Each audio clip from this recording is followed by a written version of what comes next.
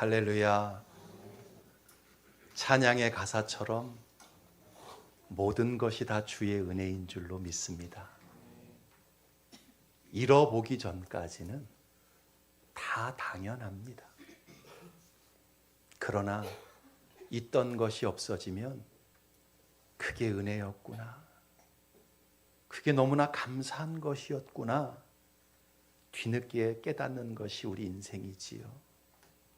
숨을 쉬고 걸음을 걷고 하나님을 예배하고 나 같은 사람 예수 믿게 하셔서 구원의 자녀 삼아주신 것 전적인 주의 은혜인 줄로 믿습니다. 우리 옆 사람과 인사합시다. 사랑합니다. 감사합니다. 오늘도 은혜 받으십시오.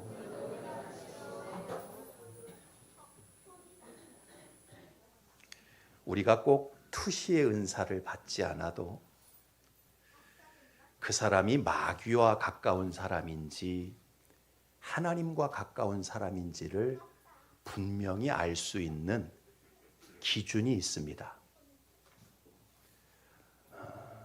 그 사람 말 속에 원망이 많고 불평이 많고 짜증이 많다라고 한다면 나를 포함해서 그 사람은 지금 마귀의 지배에 놓여 있고 마귀와 가깝구나라고 보면 정확합니다.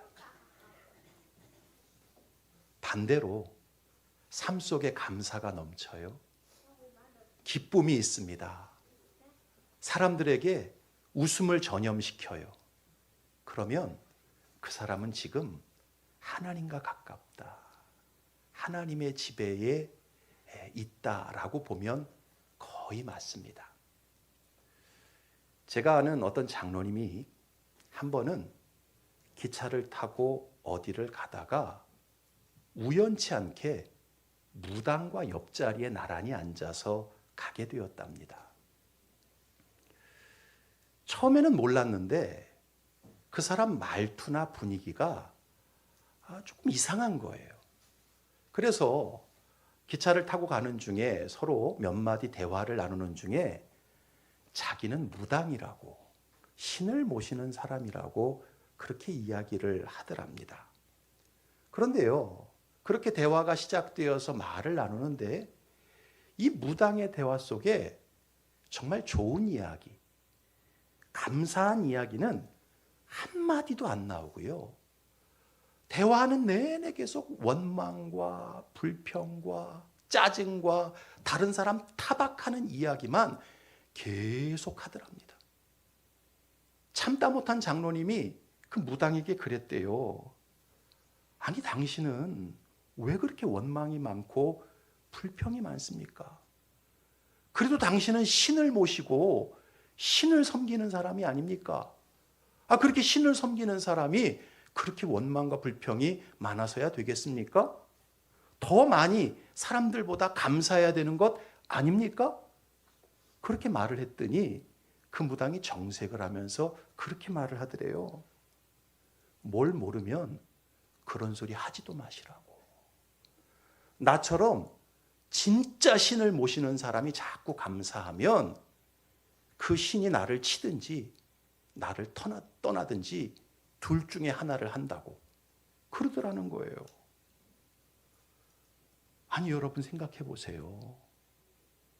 왜 무당인데 감사를 못하고 원망과 불평이 많이 나오느냐? 자기가 섬기는 신이 감사를 싫어한다라는 거예요.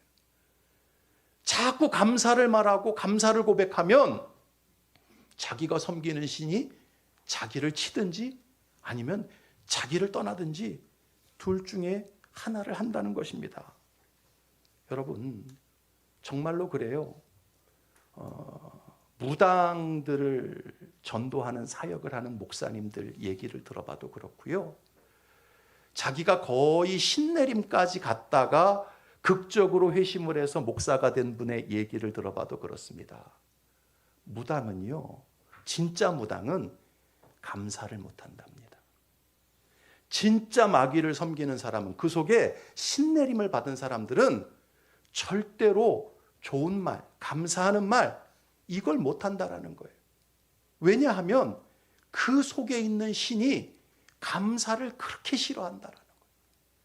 감사를 하면 자기한테 해가 오든지 그 신 자체가 떠나서 신통력을 잃어버리든지 둘 중에 하나를 한다는 것입니다. 여러분, 거기에는 이유가 있어요. 세상신, 마귀는 어떤 존재입니까? 성경을 보면 이 마귀는요, 원래 하나님의 피조물이죠. 천사장으로 창조되었던 영적 존재였어요. 지혜와 아름다움과 찬양으로 하나님을 높이던 존재였습니다. 그런데 어느 순간부터 마음에 교만이 들어오고 내가 하나님보다 더 높아지리라 타락한 마음이 들어오면서 변질이 되고 만 존재가 바로 옛뱀 마귀였습니다. 이사야 14장에 이 마귀의 존재가 어떻게 시작되었는지를 설명하고 있습니다. 같이 한번 읽어봅시다. 시작. 너 아침의 아들 계명성이여 어찌 그리 하늘에서 떨어졌으며 너 열국을 엎은 자여 어찌 그리 땅에 찍혔는고 내가 내 마음에 이르기를 내가 하늘에 올라 하나님의 뭇별 위에 내 자리를 높이리라. 내가 북극 지폐의 산 위에 앉으리라. 가장 높은 구름에 올라가 지극히 높은 이와 같아지리라 하는도다. 마귀는요, 원래 하나님께서 지어놓은 천사장이었어요. 지혜와 아름다움과 이 좋은 목소리를 가지고 하나님을 높이던 존재였지요. 그런데 어느 순간 하나님을 대적하고 하나님의 자리에 내가 올라가리라. 그러면서 변질이 오고 타락한 존재가 이 옛뱀 마귀였던 것입니다. 따라서 이 마귀는요, 절대로 감사를 할 수가 없는 존재예요. 왜냐하면 자기가 감사를 고백하는 순간 하나님의 존재를 인정하는 것이 되기 때문에 그렇습니다. 감사를 고백하는 순간 나보다 더 위대한 존재가 있고 더 큰 존재가 있어서 그의 은혜가 내게 흘러 들어왔다라는 것을 인정하는 것이 되기 때문에 이 마귀는요, 절대로 감사를 고백할 수가 없는 것입니다. 그래서 마귀는요, 자기의 역사를 만들어가고 자기의 나라를 확장해 갈 때 반드시 사용하는 도구가 있어요. 그게 뭐냐 하면 원망과 불평인 거예요. 마귀 역사는 절대 감사와 기쁨으로 이루어지지 않아요. 따라합시다. 마귀 역사는 언제나 원망과 불평으로 이루어진다. 오늘 본문이 그것을 너무나 아주 잘 보여주는 본문입니다. 창세기 3장은 아담과 하와가 어떻게 마귀의 유혹을 받고 시험을 받고 타락하고 불순종했는지 그 내용을 기록하고 있지요. 우리는 보통 아담과 하와가 타락한 이유를 어떻게 생각합니까? 하나님께서 금지하신 그 선악과를 따먹는 불순종 때문에 이 아담과 하와가 타락을 했다. 그렇게 알고 있지요. 이 이야기가 틀린 이야기입니까? 맞는 이야기입니까? 이렇게 물으면 또 갑자기 대답을 못해요. 틀린 얘기입니까? 맞는 이야기입니까? 맞는 이야기예요. 하나님이 명령하신 그 선악과 그 먹지 말라 그랬는데 그거 따먹는 바람에 타락한 게 사실입니다. 그런데 이 오늘의 사건을 더 깊이 묵상해 보면 이 마귀의 유혹이 어떻게 아담과 하와에게 먹혀 들어갔는지 그것을 알 수가 있어요. 마귀가 어떤 방식으로 인간이 시험에 빠지고 하나님 명령에 불순종하게 됐는지 그 본질적인 이유를 발견할 수 있다는 것입니다. 그것은 바로 마귀의 전매 특허인 이 원망과 불평의 전법을 통해서 첫사람 아담과 하와를 망쳐 놓았다라는 것입니다. 자, 1절 말씀 같이 읽어봅시다. 시작. 그런데 뱀은 여호와 하나님이 지으신 들짐승 중에 가장 간교하니라. 뱀이 여자에게 물어 이르되 하나님이 참으로 너희에게 동산 모든 나무의 열매를 먹지 말라 하시더냐. 자, 마귀는 에덴 동산에서 가장 간교했던 뱀의 모습으로 하와에게 접근을 합니다. 그리고는 질문 하나를 던지지요. 하나님이 참으로 너희에게 동산 모든 나무의 열매를 먹지 말라 하시더냐. 여러분, 질문을 합니다. 그런데 이 질문이라는 게 참 중요해요. 질문이라고 다 똑같은 게 아니에요. 어떤 프레임을 가지고 어떤 상황을 설정해서 질문하느냐, 그것에 따라서 똑같은 상황에서도 전혀 다른 대답이 나올 수 있는 것이 이 질문이라는 것입니다. 예를 들어 설명하면 이런 거예요. 모리스와 세실이라는 사람이 예배를 드리러 가면서 서로 대화를 나누게 되었습니다. 그때 이 모리스라는 사람이 세실에게 묻습니다. 자네는 기도할 때 담배를 피워도 된다고 생각하나? 그렇게 물었어요. 그랬더니 이 세실이라는 사람이 글쎄, 잘 모르겠는데 한번 랍비한테 가서 내가 물어보지. 그리고는 이 세실이라는 사람이 랍비에게 가서 묻습니다. 선생님, 기도하는 중에 담배를 피워도 괜찮습니까? 그렇게 물었더니 이 랍비가 정색을 하면서 그러는 거예요. 형제요, 그건 절대로 안 될 일이라네. 기도는 하나님과 나누는 엄숙한 대화인데 그 경건한 상황에서 어떻게 담배를 피울 수 있는가? 그건 절대 안 될 일이라네. 그렇게 대답을 했어요. 자, 랍비의 대답을 들은 세실이 그대로 그 대답을 모리스에게 말을 했습니다. 그랬더니 모리스가 뭐라고 말을 하냐 하면 그건 자네가 질문을 잘못했기 때문에 그렇게 답을 주신 거라네. 내가 랍비에게 다시 가서 물어봄세. 그리고는요, 이 모리스가 랍비에게 가서 그렇게 묻습니다. 선생님, 담배를 피우는 중에 기도를 하면 안 되는 것입니까? 그렇게 물었어요. 그랬더니 랍비가 아주 온화한 얼굴로 미소를 띄우면서 그렇게 대답을 합니다.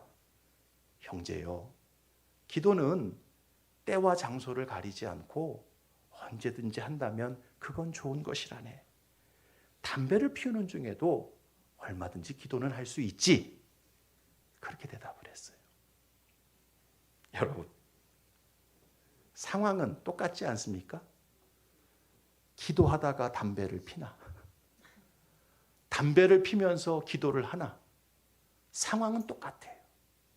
그런데 어떤 프레임에서 질문을 하느냐, 어떤 상황을 설정해 놓고 질문을 하느냐, 이것에 따라서 똑같은 질문임에도 불구하고 대답이 완전히 달라지는 거예요.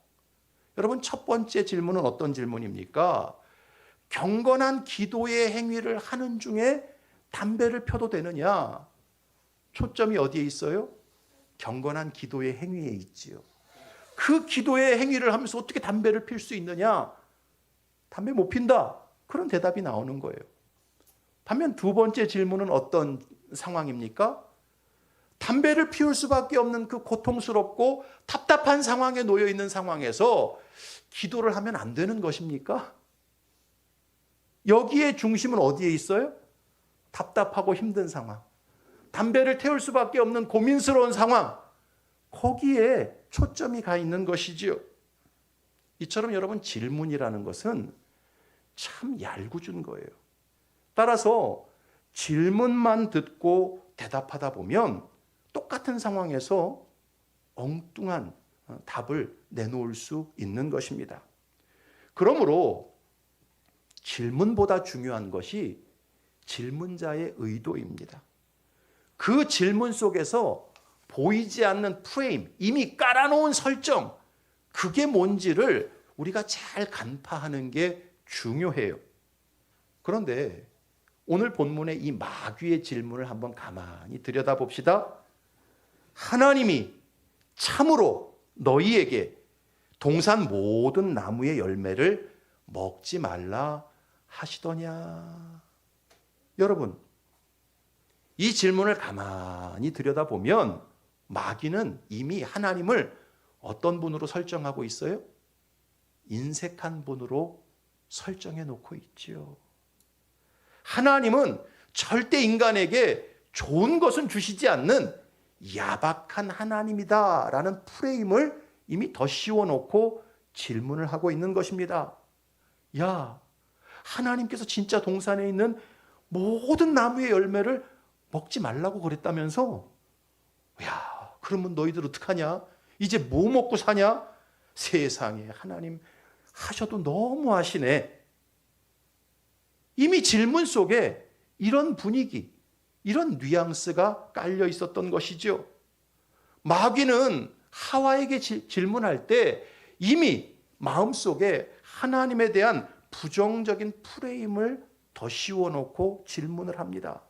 그래서 이 마귀의 질문을 순진하게 따라가다 보면 결국 원망과 불평이 생길 수밖에 없는 구조를 만들어 놓고 질문을 했던 거예요.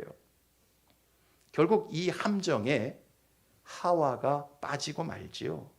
그래서 하와는 이미 대답할 때 하나님을 향한 아쉬움, 하나님을 향한 불평, 이런 뉘앙스를 가지고 대답을 합니다. 2절 봅시다. 시작. 여자가 뱀에게 말하되 동산 나무의 열매를 우리가 먹을 수 있으나. 여러분, 이게 무슨 뜻입니까? 동산 나무의 열매를 우리가 먹을 수는 있기는 해. 먹을 수는 있어. 이런 의미입니다. 뭔가 여러분 하와의 마음속에 시큰둥한 마음이 느껴지지가 않습니까? 이미 하와의 마음속에는요, 하나님을 향한 감사의 마음이 소멸하기 시작을 하는 거예요. 뭔가 불만족스러운 느낌이 스며들기 시작을 했던 것이죠. 그리고 3절에서 말합니다. 3절 같이 읽습니다. 시작. 동산 중앙에 있는 나무의 열매는 하나님의 말씀에 너희는 먹지도 말고 만지지도 말라. 너희가 죽을까 하노라 하셨느니라. 하와의 이 대답을 가만히 들여다보면 그런 뉘앙스예요. 하나님께서 선악과를 너무 애지중지하셔서 그건 우리가 보지도 못하게 만드셨고 만지지도 못하게 만드셨어. 그거를 먹는 날에는 우리가 죽을 수 있다고 말씀을 하셨어. 그렇게 대답을 합니다. 이미 하와의 마음속에는요, 뭔가 결핍감, 부족감, 아쉬움이 짙게 드리워져 있는 것을 우리가 알 수가 있죠. 결국 마귀의 전법이 통한 것입니다. 그 완벽하고 아름답고 좋은 에덴 동산에서 아담과 하와가 살면서도요, 그 마음속에 감사가 사라지고 원망 불평의 기운이 그들 마음속에 스멀스멀 들어오게 만들었던 것입니다. 이 원망과 불평의 틈이 하와의 마음속에 생기니까 그 공간을 비집고 마귀가 무섭게 들어와서 유혹을 하고 시험을 합니다. 4절과 5절 같이 읽어봅시다. 시작. 너희가 결코 죽지 아니하리라. 너희가 그것을 먹는 날에는 너희 눈이 밝아져 하나님과 같이 되어 선악을 알 줄 하나님이 아심이니라. 야, 그렇지 않아. 선악과는 무조건 따먹어야 돼. 그거 먹는다고 해서 절대로 죽지 않아. 그것을 먹는 날에는 너희 눈이 밝아져서 하나님처럼 된다니까. 다른 건 다 놓쳐도 저 선악과는 놓치면 안 되는 거야. 그렇게 무서운 유혹, 무서운 시험을 원망과 불평의 틈이 벌어진 사이로 집어넣었던 거예요. 결국 하와는요, 아쉬움과 부족감, 원망과 불평의 마음을 가지고 선악과를 다시 쳐다봅니다. 원망과 불평의 마음으로 선악과를 다시 쳐다보는 순간 그 선악과, 그 죽음의 열매가 어떤 열매로 보이느냐? 생명의 열매로 보이기 시작하더라는 거예요.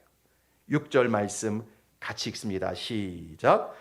여자가 그 나무를 본즉 먹음직도 하고 보암직도 하고 지혜롭게 할 만큼 탐스럽기도 한 나무인지라 여자가 그 열매를 따먹고 자기와 함께 있는 남편에게도 주매 그도 먹은지라. 여러분, 세상 만사가 다 그래요. 감사를 잃어버리고 원망과 불평으로 마음에 틈이 벌어지잖아요. 그러면 죽음의 열매가 생명의 열매로 보이기 시작을 합니다. 감사가 사라지고 아쉬움과 부족감이 나를 붙잡기 시작하면 꼭 그걸 내가 취해야만, 내가 꼭 그 길을 가야만 인생이 행복해질 것 같은 착각에 빠지게 되는 것입니다. 여러분, 아담과 하와가 왜 시험에 빠졌을까요?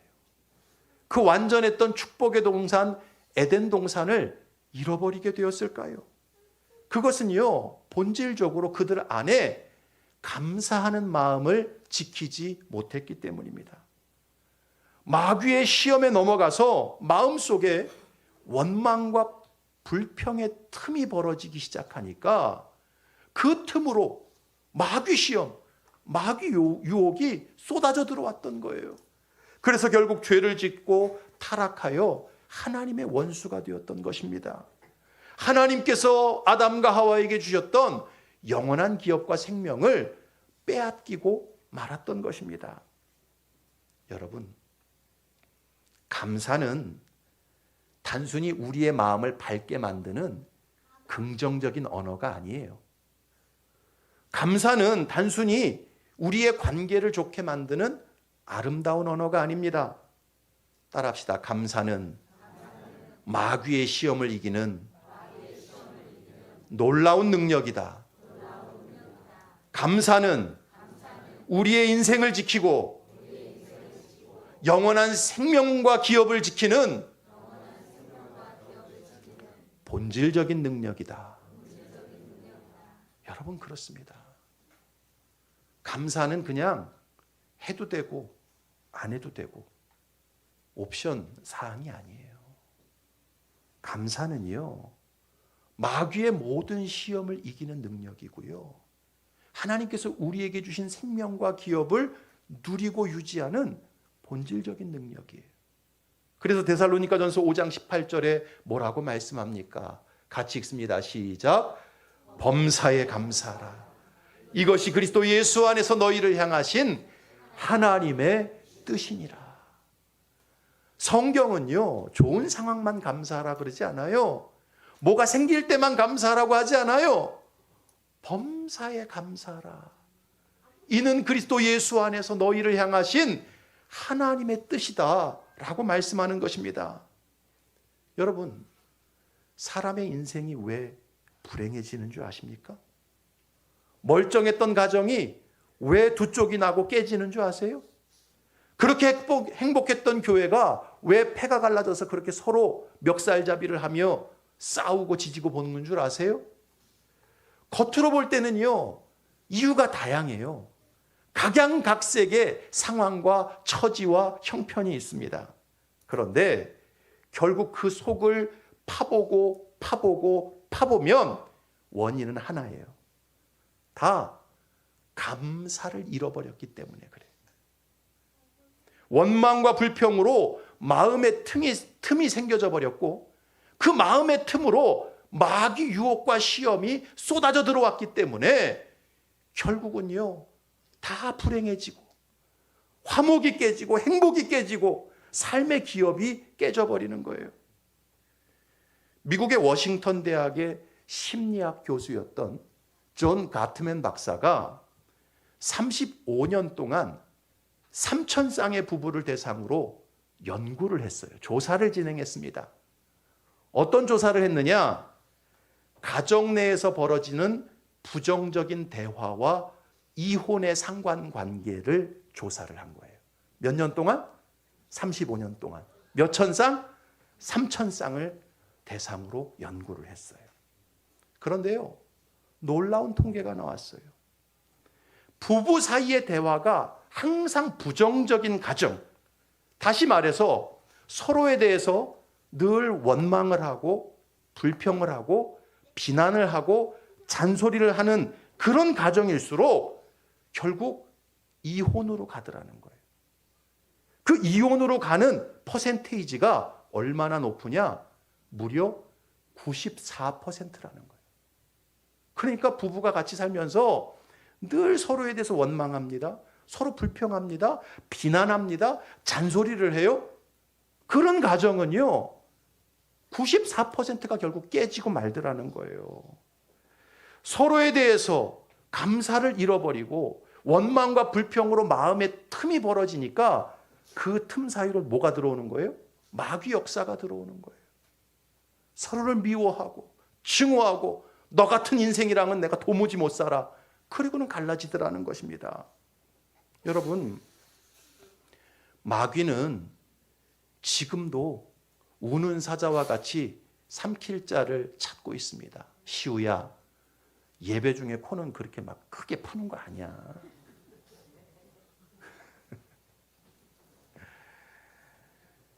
여러분, 마귀는요, 지금도 우는 사자처럼 삼킬 자를 두루 찾고 다니거든요.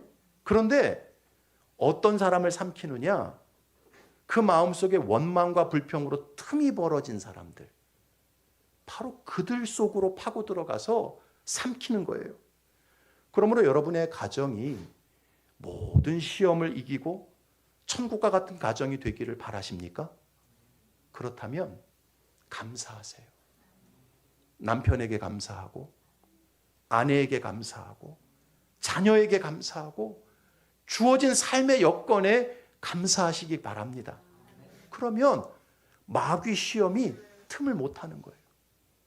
여러분, 교회도 마찬가지지요. 시험 드는 교회, 싸우는 교회 가보세요. 공통적인 특징이 있습니다.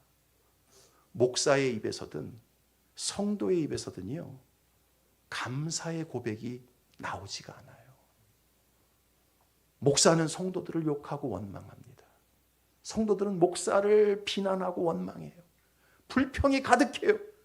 얘기를 들어보면 일리가 있을까요, 없을까요? 다 일리가 있어요. 논리가 있을까요, 없을까요? 논리가 다 있어요. 어쩜 그렇게 맞는 말들만 하는지 몰라요. 그런데 서로 원망하고 있고 불평하고 있어요. 마음에 틈이 벌어져 있습니다. 그 속으로 마귀가 들어가서요, 교회를 완전히 쑥대밭으로 만들어 놓고 난장판으로 만들어 놓는 것입니다. 그러나 정말 행복한 교회, 성령께서 역사하는 교회를 가보세요.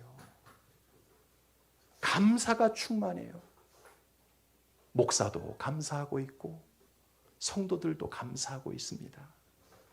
부족한 중에도 감사하고 있고요, 어려운 중에도 감사하고 있습니다.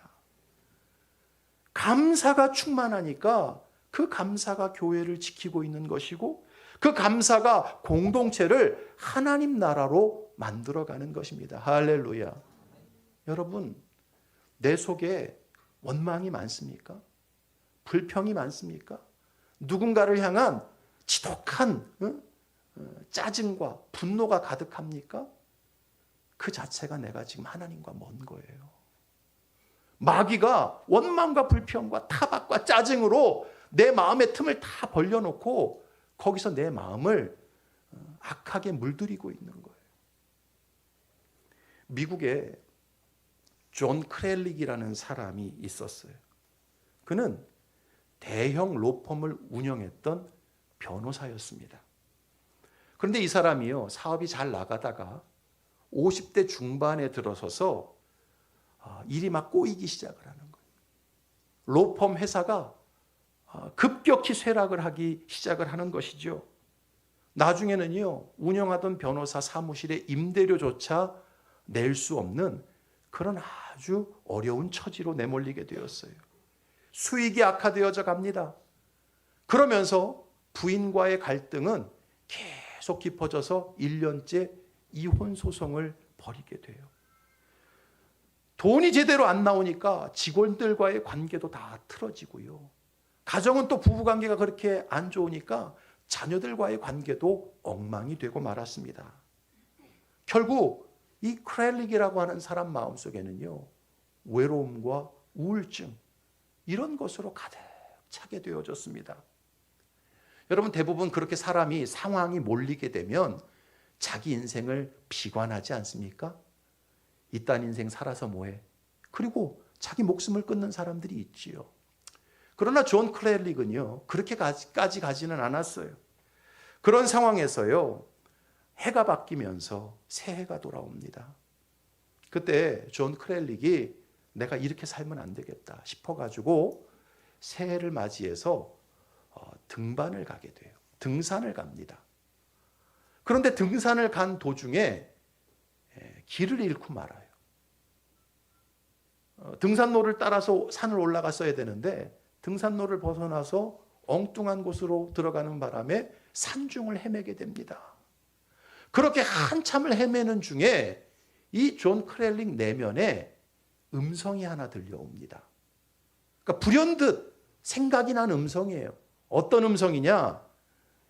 네가 가지고 있는 것들에 대해서 감사하는 법을 배우기 전까지는 절대로 네가 원하는 것을 얻지 못할 것이다 라는 음성이 들려옵니다. 도대체 이 음성을 내가 언제 들었나 생각해 봤더니 옛날 자기 할아버지가 어린 시절에 자기에게 해줬던 말이에요. 네가 가지고 있는 것들에 대해서 감사하는 법을 배우기 전까지는 절대로 내가 원하는 것을 얻지 못할 것이다. 상황이 너무 곤궁하고 피폐해진 그 상황에서 그 옛날 할아버지가 자기에게 말해줬던 그 음성이 들려왔던 것이지요. 이 존 크렐릭이요, 그 내면의 음성을 붙잡습니다. 그리고는 그래, 내 삶에 감사가 없었구나. 그저 상황만 바라보며 내 형편만 바라보며 불평만 쏟아놓고 그저 다른 사람들 타박하고 비난하는 소리만 가득했구나. 그리고는요, 감사를 결단하기로 작정을 해요. 이 사람이 감사를 결단하는데 그냥 입술로 말하면 이 감사가 너무 쉽게 사라질 것 같아서 매일 자기 주변 사람들에게 감사의 편지를 쓰기로 결단을 합니다. 그래서요, 그때부터 주변 사람들에게 감사의 내용을 담아서 편지를 보내기 시작합니다.